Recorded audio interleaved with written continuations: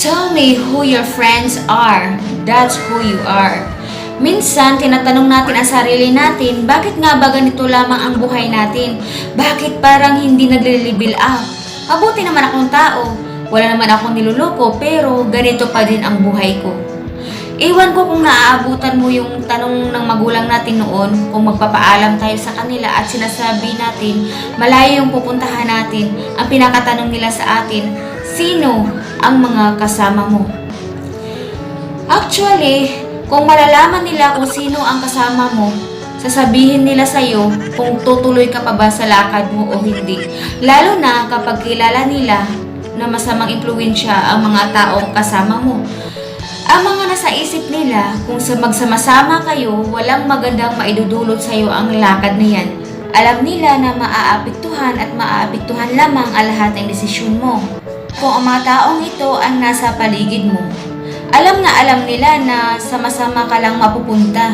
Siguro nga, kung mababantayan lang tayo ng mga magulang natin, ang lahat ng mga kausap natin, magiging mas maayos siguro ang mga buhay natin ngayon. Hugot yan sa mga buhay nila. Buhay nila noon na maraming bisis na nilang napatunayan. Kung sino ang mga kaibigan mo, sure na isang araw, ganun ka na rin sa kanila. Ganun ka na din magdesisyon. At for sure, parehos na kayo ng buhay. Yun nga siguro, no? Since na nakapaligid sila sa'yo, makukuha mo ang mga kwentong buhay nila. Kung napunta ka sa mga friends na laging tumutuklas ng bago, yung bang willing sumugal ng mga pagkakataon na walang takot na maging ganun ka rin. Pero kung ang mga taong kaibigan mo o yung mga taong nakapaligid sa'yo ay ang mga taong napakasigurista, ang mga taong ayaw umalis sa mga comfort zone nila at takot na tumuklas ng bago, tama, hanggang dyan na lang kayo sa mga level ninyo. Tell me who your friends are. That's who you are. Kung sino ang nasa paligid at palaging kasama mo, malamang pares-parehas na kayo ng araw-araw. Naniniwala pa rin ako na ang mga friends ay pamilya na pwede mong piliin. Pwede mong ilagay ang mga taong gusto mo, ang mga taong gusto mong kasundo, at kung ayaw mo ang mga ugaling hindi mo type, iwan at palitan. Kaya ang magandang ilagay mo sa dasal mo na ibigay ng Diyos ang mga tamang tao sa buhay mo.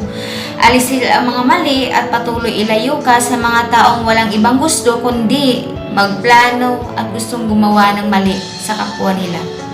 Napaka-bless ng mga taong ipinagdasal ang mga tao na ilagay sa kanilang buhay. O kaya binigyan ng blessings na mabubuting kaibigan at taong hindi sila iiwan kahit na anong mangyayari. Through thick and thin. At hanggang ngayon, kahit na maraming taon na lumipas, magkakasama pa rin sila. Hindi naman nakikita araw-araw, pero ang closeness nila hindi nababawasan. At ang pagsasamang ito ay mas magtatagal pa na maraming taon.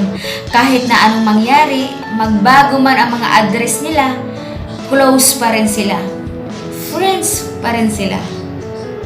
Kaya thankful ako sa mga kaibigan ko dyan na kahit magkalayo man kami, kahit na hindi kami magkakasama, yung iba hindi namin kasama, pero ganun pa rin, mahal na mahal pa rin namang isa't isa. Yun ang tunay na magkakaibigan. Mag-aaway lang pero hindi nagsisiraan. Mga ka-fam.